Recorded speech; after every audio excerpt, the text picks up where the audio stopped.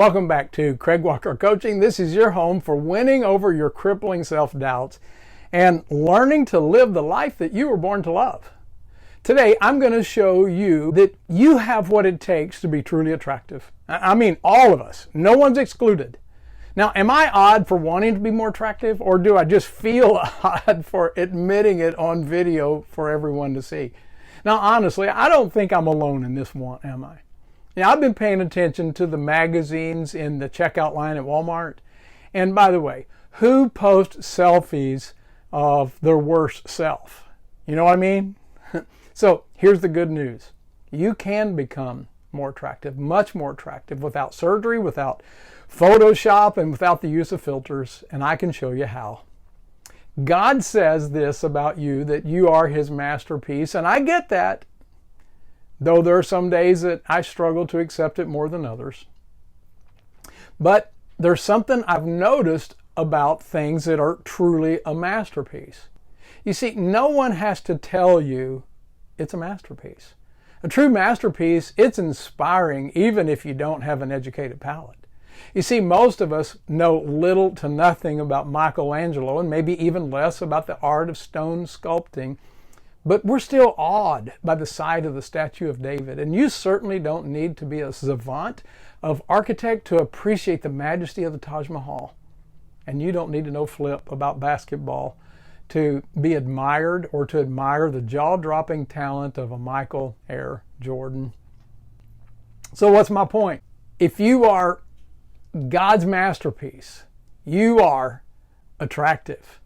You don't need to be anyone else. You don't need to be more of anything. All you need to do is to be authentically you. If you're truly a masterpiece, then you are truly attractive. You see, lately I've been thinking on the attractiveness and the appeal of authenticity. And the more I think on it, the more I'm blown away by the simplicity of authenticity. And I think simplicity is actually the perfect word, because there's nothing put on, nothing made up, nothing fabricated about being authentic. It just is. It's true. It's genuine. It's legit. It's unpretentious. So, why are those who have developed the quality of authenticity so attractive? Well, I want to just blurt it out and tell you. Something inside of me, though, says just slow it down and let you think about it. So what is it? What is it that makes a person that's authentic so attractive?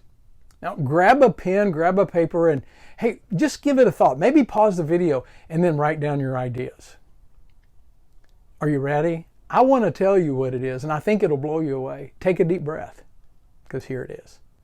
Authenticity is attractive because it is about removing all that isn't you. Authenticity is unveiling God's true masterpiece. Authenticity is attractive because it allows others to see what God imagined when He made you. You see, when you and I stop pretending, stop mimicking, stop acting like someone else, others then are able to see the true work that God had in mind when He made you. And they see that you're truly a masterpiece. You are. So when you stop being what someone told you you should be, and you get comfortable just being you, you discover that you are truly attractive. You see, I know that you're like me. Some days it's hard to accept that you are a masterpiece, a true work of art. But I am, and you are. To pretend, it's like taking a Sharpie to the Mona Lisa. It's like taking a chisel to the statue of David.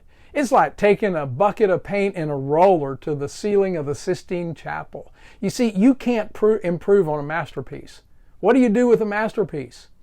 You unveil it. Authenticity is unveiling what God had in mind when He made you. So let me tell you, here's 3 things that you need to know about living authentically. Now, the first is something that living authentically is not. And sometimes we get confused on this, so let me just tell you. Write these down. 1, to be authentic has nothing to do with casting off social restraint. See, there's nothing beautiful about publicly getting naked. Emotionally or even physically, there's nothing attractive about lewdness or rudeness. in the guise of just being real. You see, being authentic is not akin to, well, that's just who I am. Authenticity is not a free pass to interrupt people, to demand your own way, or disregard the use of discretion, because that's how you feel deep down inside. You see, if anything, to be authentic, it should increase your desire to remove anything in you that's offensive or unattractive to others. So we know what it's not. Now let me tell you what it is. To be authentic, this is so simple. It's to act like your Creator. It's to put on kindness. Because when you're kind, you're living out God's design. I know this to be true because the Scripture tells us that we're made in the image of God. Therefore, authenticity is allowing ourselves to be like God. What's God like? The Scripture tells us that God is love. And to love is to be like God. The Scriptures tell us this, that this is John writing, Jesus' disciples said, "Dear friends, let us continue to love one another. For love comes from God. Anyone who loves is a child of God and knows God. But anyone who does not love does not know God." Why? For God is love.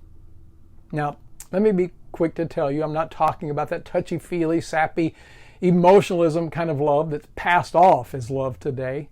No, I'm talking about sacrificial giving, encouragement, and at times even offering correction. But it's the kind of correction that's given in gentleness because it loves. This is the kind of love that Paul had in mind when he wrote to the church in Philippi. And he says, "And this is what I pray for you, that your love may abound still more and more in real knowledge and all discernment, so that you may approve what is excellent." That's genuine love. In fact, he says, if we don't have this kind of love, then we don't know what real love is. Why? Because the Scriptures tell us. We know what real love is because Jesus gave up His life for us. So we also ought to give up our lives for our brothers and our sisters. So to be authentic is to put on love. It's to act like God. But if you're going to do that, let me just tell you, there's something you're going to have to take off. And that's number 3. To be authentic requires you to put off fear. That's right. Fear will keep you from behaving the way of authenticity. This is what John had in mind when he wrote to us. He said, "Such love," meaning God's kind of love, "has no fear, because perfect love expels all fear." And if we're afraid, that it shows that we've not fully experienced His or God's perfect love. So, if you doubt what I'm saying, that fear will change your behavior, fear will keep you from being authentic, fear is not driving you to be you. Fear is not driving you to be real. Fear is driving you to pretend. If you doubt what I'm saying, take this challenge. For the next few days, just be aware of your emotions. And every time you catch yourself acting in an inauthentic way, just ask yourself, why? Why? And I promise you, you will track it back to fear. Fear. The fear of loss. It'll drive you to behave inauthentically. The fear of rejection. The fear of not being seen as cool, as funny, as smart. Hey, I get it though.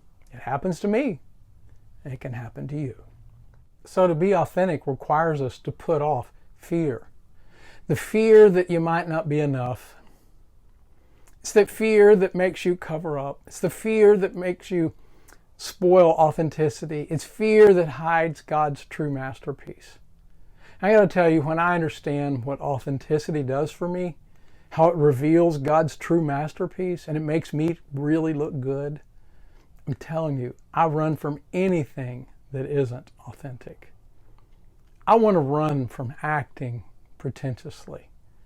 You see, you can't fake authenticity.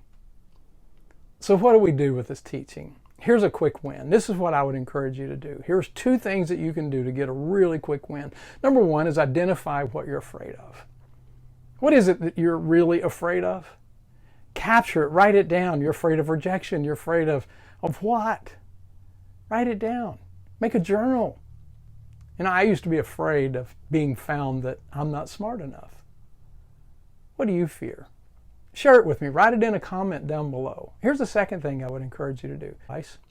Anytime you catch yourself and become hyper aware of it, come clean immediately. And you're going to be amazed. When you've done this for a while, when you do this over time, you will be amazed at how your life is changing, how you're being transformed. But most importantly, what you're going to be amazed at is what you're discovering about your true self. That your true self is truly attractive. Well, I hope this video has been helpful for you. If it has, then smash the like button down below. Make sure you check subscribe. Until next time, may the Lord help you to live the life that you were born to love.